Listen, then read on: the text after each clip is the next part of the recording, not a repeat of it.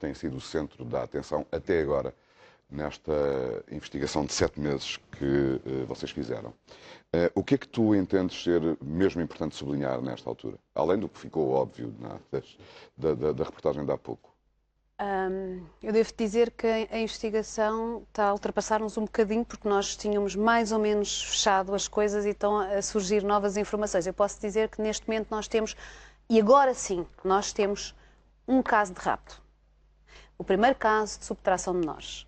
Porque até agora o que nós consideramos, e nunca falámos em rapto, vamos falar pela primeira vez daqui a alguns episódios, é que as crianças tinham sido roubadas às suas mães, sim, porque a informação tinha sido inquinada no tribunal, manipulando todos os envolvidos e convencendo um tribunal de que era melhor retirar as crianças a estes pais, independentemente deles os irem visitar, de dormir à porta do lar, de visitarem constantemente as crianças, de não os deixarem assinar um livro, mas eles iam lá. Enfim, de todas as mentiras, a dizer que eles assistiram a assassinatos. Há inclusivamente um relatório do lar que foi decalcado pela Santa Casa. Isto é grave. É grave, porque é assim, a Santa Casa da Misericórdia tinha o papel de ser a entidade fiscalizadora, a entidade independente que o lar escrevesse aquilo que lhe convém, sendo o lar da IURD e da obra social da IURD e querendo libertar estas crianças para a adoção, até se percebe. Agora, o que não se percebe é que a Santa Casa... É para ouvir duas partes. Pronto, mas as partes não foram, obviamente, ouvidas. Então, o que é que tu tens? Tens um relatório do lar, e isto é muito grave, que diz que estas crianças assistiram a um assassinato da mãe. A Vera e o Luís teriam assistido a um assassinato da sua mãe na Amadora, da sua ama na Amadora. O que acontece é que esse assassinato aconteceu 2 bairros mais à frente, com outras crianças, que realmente o assassinato existiu. Mas aquela informação foi manipulada e carregada para aquele relatório social assinado por uma advogada. Portanto, tudo isto cozinhado. A Santa Casa mantém esse episódio e diz, inclusivamente, entre parênteses, ao que consta. Mas ao que consta? Mas desculpe lá, mas a Santa Casa da Misericórdia pode escrever uma coisa ao que consta? Nem um jornalista pode. Nem um jornalista pode. E, portanto, neste momento eu posso dizer é que temos... Ou seja, o que estás a dizer, Alexandra, é que nos últimos dias... Sim. Foi possível reunir mais informação e localizar outras situações. De um caso que nós pensávamos ser roubo de criança e que neste momento configura-se com toda a certeza uma subtração de menores, um rapto. E que é resultado da exposição pública da situação.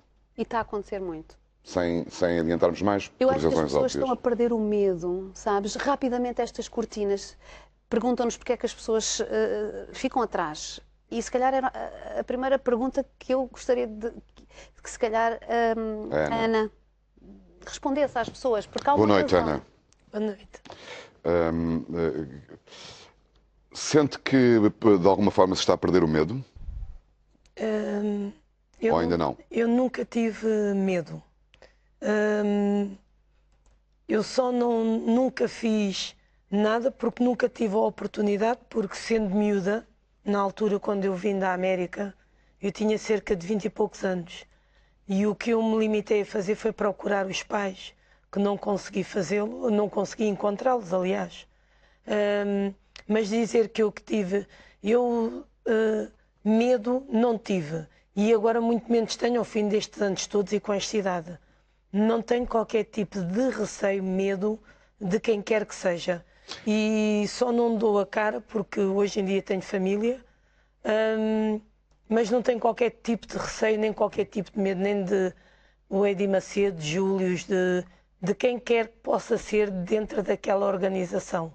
E acha, Ana, daquilo que possa saber, que aquilo que estava a dizer agora a Alexandra, que pode estar a acontecer com algumas pessoas, que é, ou seja, que elas estão, essas pessoas, que não é o caso da Ana, que pudessem ter receio, medo, sentir-se muito limitadas em contar a sua história, a sua parte da história, que essas pessoas sintam que há mais condições ou até uma obrigação de revelarem a sua história, porque cada pessoa tem a sua história.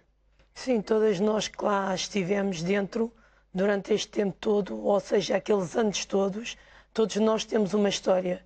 Umas diferentes das outras, mas acho que muitas de nós nunca demos a cara ou nunca falamos pelo medo. Há umas que ainda hoje sentem o medo, mas eu apelo e falo para essas minhas ex-colegas que não tenham medo, que se imponham, que se não querem dar a cara não deem, que se resguardem. Eu sou dessa opinião, porque eu resguardo-me, não por mim, mas porque tenho uma família.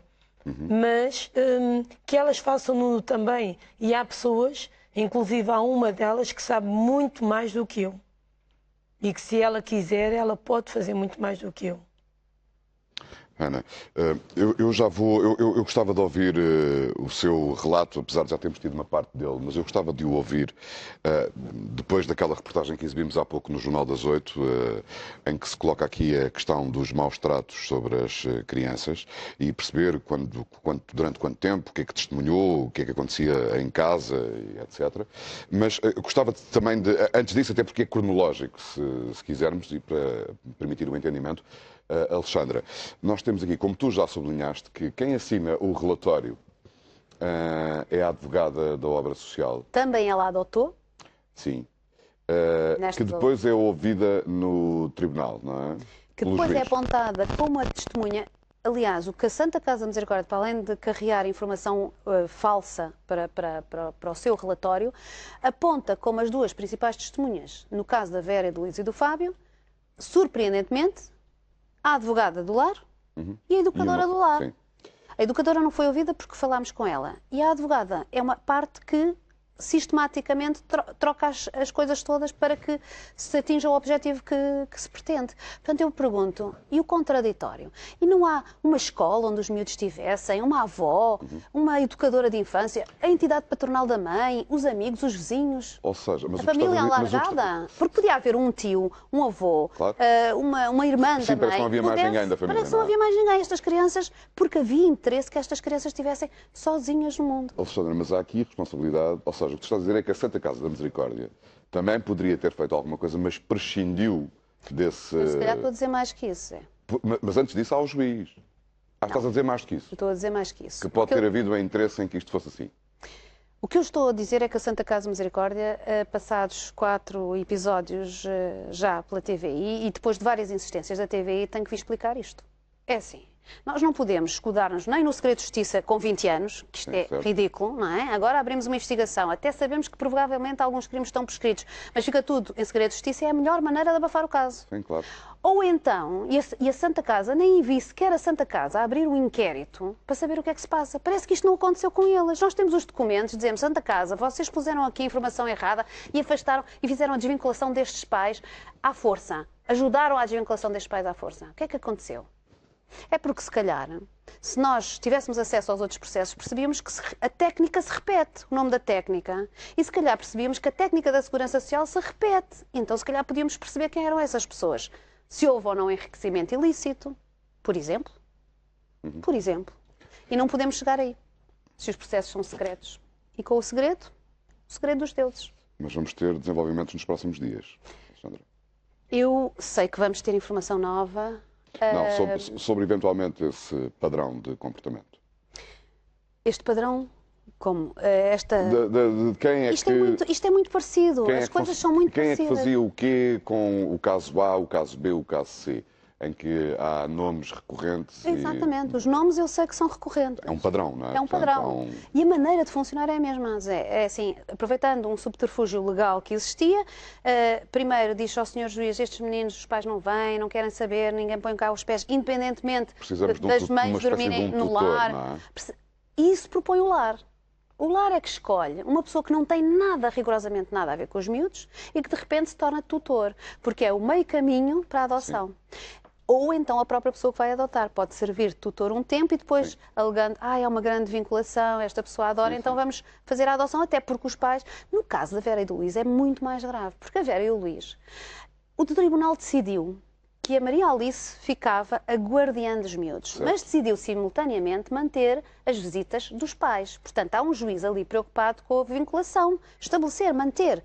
E diz mais, a Alice, como ela deve ter dito ao tribunal que trabalhava muito fora, pode viajar com os miúdos, mas não vejo, nos papéis, pelo menos que nós tivemos acesso, e não tivemos acesso a todos, mas nos papéis não está lá escrito que pode ir viver com os meninos para os Estados Unidos.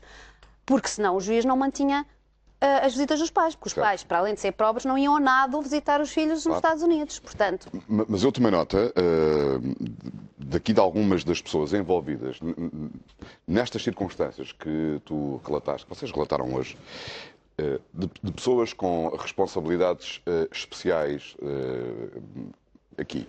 Obviamente o juiz que teve essa preocupação, mas que depois não verificou se essa preocupação... Mas é que o problema é esse, é que os tribunais aceitam como verdadeira... E era isto que eu te ia perguntar. chega. Mas há mais. Quer dizer, obviamente temos aqui um relatório com a assinatura de uma advogada.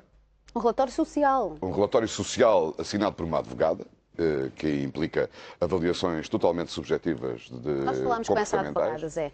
E essa advogada é muito curioso, porque o segredo, isto é mesmo o segredo dos deuses, essa advogada falou-nos no sigilo profissional. E eu respondo... Mas sigilo profissional de Não, advogado ou de respondemos. psicólogo? Sigilo profissional da advogada. E nós respondemos, então, mas pode levantar o sigilo, peça a ordem. Claro. Estamos a falar de casos de há 20 anos. Mas peça a ordem para se defender, levantar o sigilo. Não, ela nem quis confrontar-se com os documentos que lhe apresentámos. Portanto, o segredo serve para manter em segredo muitas destas questões. Agora, eu não aceito como jornalista e não aceitaria como ministro responsável a tutelar aquelas instituições que uma segurança social se limitasse a enviar um comunicado para a TV e a dizer já abrimos um inquérito e agora mantemos o segredo, porque já abrimos um inquérito, isto agora tem tudo. Ou com o Ministério Público dissesse já abrimos outro inquérito, mas está tudo em segredo, que é a melhor maneira de ninguém falar nada. E a Santa Casa nem sequer nada. A Santa Casa da Misericórdia, eu apelo eu até conheço, ao novo provedor, que é uma pessoa que está muito dentro desta área das crianças e que sempre as defendeu, defenda agora as crianças. Eu espero que ele tome uma posição pública, porque não pode a Santa Casa confrontar-se com um relatório que é todo mentira e cozinhado pelo lar e que eles decalcam e não dizer nada. Quer dizer, no mínimo, teriam já que ter aberto uma investigação interna para saber o que é que aconteceu. Quem é que decalcou este relatório, pelo menos, não é? Mas isso nós também, por acaso, sabemos. De todas as, enfim, das revelações destes últimos dias, mas hoje em concreto, há uma expressão que ganha um especial incómodo, eu diria, Alexandra, que é quando o Bispo Júlio faz aquela explicação pública numa cerimónia e diz: eu não gostava, eu colocava-me no lugar dessas crianças. Alguém se colocou... Quero ouvir a tua opinião sobre esta pergunta. Nós estamos no 4º capítulo. A sensação que eu tenho, como colega e como espectador, é de que ninguém se colocou no lugar destas crianças. Eu vou dizer, Zé... E que estes adultos hoje, que eram aquelas crianças na altura, portanto, a Vera e o Luís, e o irmão, que é outra história, mas estes dois adultos também não se conseguem pôr no lugar deles próprios enquanto crianças. E há uma explicação muito fácil para isso acontecer. Aliás, eu devo dizer que a coisa que até agora, depois de nós começarmos a emitir isto, me deixou mais triste, foi que mais uma vez utilizaram as crianças, que são adultos, portanto eles hoje têm mais de idade, Exato. Mas quer dizer, defenderem-se de atos que eles cometeram. Eles. Porque isto, Zé, a TV não tem nada contra a IURD. Faríamos exatamente a mesma investigação se fosse a Igreja Católica, a Adventista, ou do Sétimo Dia, Aliás, Mundial. o que está em causa não é a Igreja, nem nada Portanto, disso. a próxima fase vai ser eles escudarem-se com a IURD. Deixa-me sublinhar isto, Alexandra, porque talvez valha a pena. Há um outro caso que decorre também numa investigação da TVI, a questão das raríssimas não é? Que nós temos vindo aqui a acompanhar mais ou menos em simultâneo. Enfim, as coisas ganham vida própria e são o que Exatamente. são. Também ninguém o planeou. Não, mas há quem pense que sim. Mas ninguém planeou. Mas não sei se concordas. Da mesma maneira que há muita gente, e hoje foi um dia particularmente evidente sobre isso, fazer apelos para que distingam os comportamentos de algumas pessoas das instituições é exatamente o mesmo que se deve aplicar aqui. Completamente, mas há interesse que isso não aconteça. O que está aqui em causa são comportamentos, não são instituições. Completamente. Zé, eu não entendo, eu acho que numa primeira fase o que é que foi feito aqui a expor a Vera e o Luís desta maneira? Desta maneira em que a primeira coisa que eles dizem é que acabámos de perder um irmão. O irmão deles morreu há 2 anos.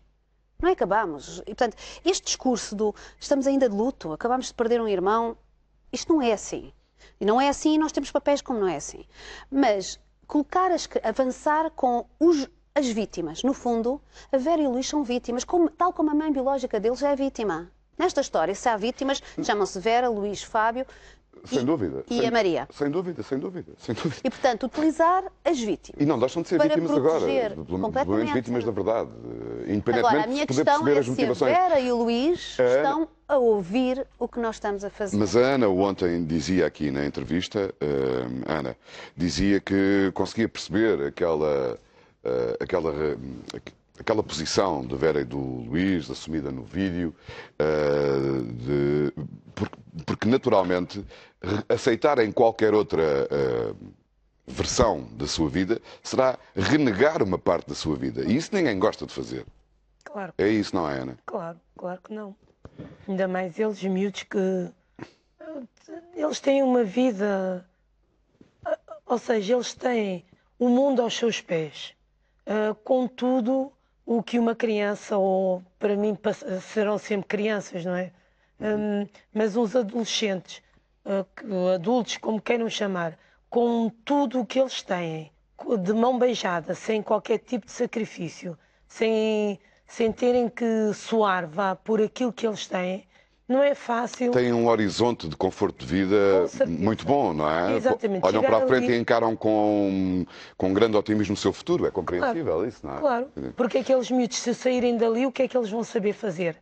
Nada. Eles não têm estudos? Eles não têm. O que eu gostava de saber, e vamos tentar fazer isso amanhã num debate que vamos organizar aqui também neste espaço, é que, apesar disto, e apesar disto ser o que nós estamos a ver, e estamos aqui a conversar, que tipo de reflexos, e isso só os médicos e os psicólogos é que nos podem ajudar a perceber, que tipo de consequências, manifestações, efeitos é que poderá ter na formação da personalidade das pessoas e na sua vida, situações como esta que lhes aconteceu a eles. E que, como dizia o Bispo Júlio, como o Bispo Júlio dizia que não queria que acontecesse, mas sobre isso, ser separado. Zé, permites-me só uma coisa, é que a Ana viveu 3 anos na casa destas pessoas. E era exatamente isso que eu queria tentar perceber agora. Se ela revê o Bispo Júlio ali a dizer tiraram-nos as crianças e perdemos e tudo aquilo que ele está a fazer no altar, Ana, Diga-nos, Ana. como é que viu estas imagens? É assim, tudo isto é show-off. O Júlio, porque é o Júlio, porque eu não o conheci como bispo, conheci como pastor. O Júlio é fazer drama, porque ele nunca pode ter perdido nada que ele nunca teve. Porque as crianças, quando foram, não foram... foram com a Alice, estiveram com a Alice, era a Alice quem tinha a guarda dessas crianças. E o tempo que eles estiveram com as crianças, eles não perderam nada porque não lhes estava dado, não lhes tinham sido dado nada a eles. Mas o Júlio tinha essa relação com as crianças, de proximidade, de pai, e a Viviane tinha essa relação de mãe? Não. Quem é que cuidava dessas crianças? Dessas crianças, enquanto estava lá em casa, era eu. Quem é que lhes dava banho, por exemplo? Era eu. Quem é que lhes Quem é que as alimentava? carinho? Era eu. Quem brincava com elas? Era eu, mais uma outra funcionária. E a Viviane, por vezes, ia brincar também, tipo, às casinhas. Zé, sabes onde é que se mistura, por exemplo, a instituição e a Ana? A Ana vai para os Estados Unidos como missionária da igreja, paga. Quem é que lhe pagava, Ana? A igreja. Mas vai servir o Bispo Macedo como empregado e babysitter dos filhos. Aqui sim há mistura. Mas há mistura em nome dos comportamentos, Claro. Eventualmente, mas destas misturas eles não falam. Ilegítimos de algumas pessoas. Mais uma vez, Destas está em causa misturas eles não são falam, os comportamentos das pessoas. Ana, portanto, aquilo que todos nós percebemos é que a Ana ficou muito incomodada Sim. com aquilo a que assistiu no início desta fase da vida nos Estados Unidos. Sim, porque é assim, eram umas crianças que estavam a ser retiradas aos pais. Porque para nós o que eles nos tinham vendido foi aquilo que a gente comprou, é claro. Que é que tinham sido adotadas e que... Tinham sido adotadas, que os pais eram toxicodependentes, a mãe era seropositiva e etc. A história que toda a gente já conhece. E quando eu me começo a perceber, é claro que o Luís, quando foi daqui para lá, tinha sido uma mudança drástica. À partida tinha sido retirado aos pais. Na altura, eles tinham, vamos situar, na altura eles tinham que idade? Eles tinham 18 meses, 19 meses o Fábio, não era? 18 meses o Fábio. Era mais novo? Era o mais novo. Sim. E depois, Ana, pode dizer... Mais ou menos a idade. Quando foram para a América, Sim. cerca de 5 anos a Vera, 4 o Luís. Se bem me lembro, é a partir dos 4 anos que se forma a idade da memória, que se começam Correto. a formar E a memória. Vera tem tinha memórias. memórias. A Vera tinha memórias.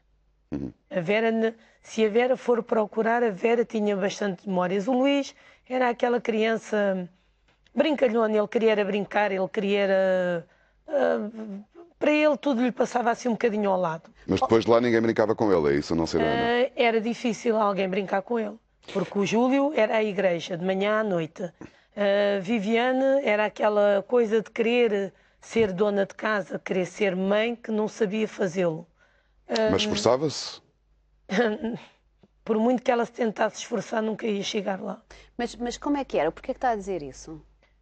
Porque O que é que a ela... Viviana fazia? De manhã levantava-se e fazia o quê? De manhã levantava-se, vinha tomar um pequeno almoço, ia para o quarto, voltava a sair. Mas isso é ser mãe? Se tivesse que ir às compras, ia às compras, porque era ela que fazia as compras para a casa, que os pais davam-lhe o dinheiro para ela fazer as compras. Os miúdos procuravam-na? O colo dela, os miminhos dela? Não tenho essa memória. Não tenho essa Mas memória. procuravam o seu? A Vera principalmente andava sempre atrás de mim e o Luís, quando qualquer coisa, tanto quando ele fazia xixi na cama, várias vezes isso aconteceu, e eu retirava a roupa, lavava e mudava e etc. Fazia regularmente isso, porque o choque de ter sido retirado a um pai, colocar num lar, sair de um lar, ir para a casa de uma outra, sair da casa da outra, ir para a casa de um casal, tudo isso mexe com uma criança. E é natural que ele fizesse xixi na cama. Era a coisa mais... uma criança daquela idade. Sim, acontece mesmo às vezes sem haver nenhum tipo de Nos justificação. nossos próprios filhos isso pode acontecer. Exato. Portanto, era a coisa mais natural. Mas ela achava que não, que uma criança daquelas não poderia fazer xixi na cama. Mas isso logo no início, quando ele tinha cerca de 4 anos, como disse? Sim, muito boa. Nessa idade ele tinha deixado fraldas há muito pouco tempo, não é? Portanto, o controle do esfíncter ainda não está completamente amadurecido, tanto quanto me lembro. Sim. Enquanto pai. Sim. E então ela não entendia isso. E há um dia que ela me encontra a meio do corredor com a roupa da cama e me pergunta o que é que aconteceu. E eu expliquei-lhe o que é que tinha dito, que o menino tinha feito xixi na cama. E ela ficou tão possuída, tão revoltada, que nós, quando passávamos para a lavandaria, passávamos pela cozinha. E o Luís já estava na cozinha. Ela pega o tacho da cozinha e o Luís era uma criança magrinha, que ele ainda hoje não é gordo, né? Mas dada as fotografias se virem, ela pega naquele tacho e ela espeta com o tacho no rabo do menino. Aquilo para mim foi a gota d'água. Não... Com o tacho mesmo, não com a tampa do tacho. Não, foi com o tacho. Não era a tampa, era o tacho mesmo. Com a alça, eu compro um tacho igual àquele. Pode não ser americano, mas eu compro um tacho igual àquele que ela bateu nele. E dá com o tacho no rabo do menino. É claro que ele começou a chorar, né? Eu não podia chegar muito a eles, não podia dar muitos mimos com ela, porque ela sentia Na presença ciúmes. dela? Não, ela tinha ciúmes. A Vera, se chegasse muito ao Júlio, ela já não achava muita graça, porque tinha ciúmes. Ela tinha ciúmes da relação da Vera com o Júlio? Tinha. A Vera não podia se chegar muito ao Júlio, que ela não achava muita graça àquilo. Ana, calculo que, enfim, as relações numa situação dessas, suas com o casal, etc., enfim, todos nós conseguimos imaginar mais ou menos o tipo de ambiente e de relação que se pode estabelecer numa dinâmica destas. Mas, por exemplo, a Ana confrontava, chamava a atenção ao casal sobre esses comportamentos errados ou não? Não podia. Não podia? Não, de todo, porque se eu fosse chamá-la a atenção, a primeira coisa que ela fazia era ir falar com o pai dela. O que significaria depois o quê? Era claro que eu era chamada a atenção e era repreendida por ele, porque tudo era reportado ao pai. Tudo, a nível de vida mesmo dela, pessoal, a nível de casal, era o pai quem geria a vida dela. Ela, dá uma ideia, ela era casada com o Júlio, mas era o pai quem mandava na vida dela. Era o pai quem geria a vida deles. Era o pai quem dizia o que é que ela devia de fazer, o que é que não devia, o que é que ia. O Júlio era comandado pelo Eddie Macedo. Ela é como se ela fosse casada com o pai. Desse período, Ana, o que é que mais lamenta ter assistido nesse período? Foram 3 anos, não é? Foram quase 3 anos. Portanto, ou seja, quando foi para lá, a Vera tinha 5 e o Luís 4, mais ou menos. Sim, Quando regressou, teriam 8 e 7, mais ou menos. com certeza. Eu não lamento muita coisa. Não, daquilo que assistiu, daquilo que mais a incomodou a si. Não, o ter que mais assistido. me incomodou foi a maneira como eles trataram aquelas crianças. Porque, não sei se, como eu refiro-me sempre a isto, eu acho que ela queria uma Barbie e um Kenny para poder brincar, para despir, para vestir, para dar banho, para fazer como, mas sem que se mexessem, sem que dessem trabalho, sem que reclamassem, sem que falassem, sem que sujassem. E não era bem assim. Eram crianças que tinham necessidades, precisavam de carinho, precisavam de apoio, precisavam de... E naquela altura eles não tiveram esse amor, esse carinho, esse apoio que deveriam ter. Oh, Ana, eles discutiam, desculpa, enquanto casal, por causa das crianças? É assim, não havia muitas discussões porque o Júlio não parava muito em casa. O Júlio saía de manhã às 7 da manhã, se fosse o caso, e voltava por volta das 11 horas da noite. Mas ele trabalhava assim tanto? O hobby dele era mesmo a igreja. Portanto, E era ele trabalho e fazia hobby. questão de estar na igreja, não em casa. E se ele estivesse em casa por algum motivo, imaginemos que ele tivesse uma folga ao sábado, e ele fazia tudo por tudo para ir para a igreja só para não estar em casa. Porquê? Porque ele achava que a Viviane era chata, e que não deixava ter um bocadinho de razão. E então ele, só para não estar ali a ouvi-la, ele ia embora, ele ia para a igreja. E de quem é que, pelo que me está a dizer, eu deduzo a resposta, mas por aquilo que se percebe, mais ou menos, pouco depois, não é? Algum tempo depois da Ana ter saído de lá, eles cansaram-se das crianças, não é? Sim, segundo o que parece. Terá sido uma decisão conjunta, naturalmente, como se percebe. Isso é o que vamos ver nos próximos episódios. Ou seja, basicamente, a Ana vem-se embora antes dessa Sim, ruptura. desse episódio. Dessa ruptura que vamos acompanhar. Mas é assim, a Ana assistiu a este período de casa de ausências em que eles tinham algumas discussões, as crianças eram um trabalho, não é? Sim. Claro que são, não é? Eu gostava, só de serem crianças, de 3, 4 anos e com sim. tudo o que passaram. Mas, Ana, acha que neste momento a Vera e o Luís são livres de poder ligar uma internet e ver a sua mãe a dar uma entrevista à TVI, a ler os jornais, a imprensa, saberem realmente o que se está a passar e se está a discutir sobre eles? Eles são livres se eles não estiverem debaixo da alçada deles. Provavelmente são. Mas se estiverem debaixo da alçada do Júlio, do Eddie Macedo, não. E esta reportagem que eles deram, e ainda vão fazer muito mais, eles vão tentar fazer parecer a família feliz. Vão tentar passar para cá que as crianças estão ali porque querem, as crianças foram porque quiseram, tudo é porque as crianças quiseram. E conhecendo eu bem o lema daquela gente, eles não estão ali porque querem, não falam porque querem, eles são obrigados a fazê-lo para fazer parecer bem. Obrigado, Ana. Nada. Obrigado pelo seu testemunho e pela sua colaboração. Alexandra, vamos continuar. Vamos prosseguir nos próximos dias a acompanhar o desenvolvimento desta história, que não é uma, são muitas histórias. São todas várias. elas são esta complexas. demora-nos mais tempo porque esta tem um especial simbolismo, naturalmente, e muitos detalhes. E tem muitos volte-faces que é necessário explicar às pessoas porque tudo isto chocou-nos um bocadinho. Muito. A toda a gente.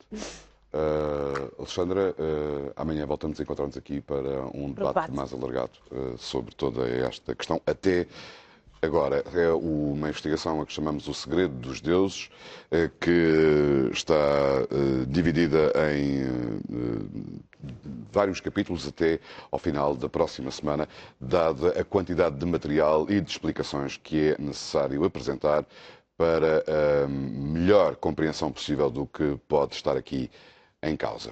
Já a seguir vamos ter em estúdio para o comentário semanal Manuela Ferreira Leite, daqui a instantes.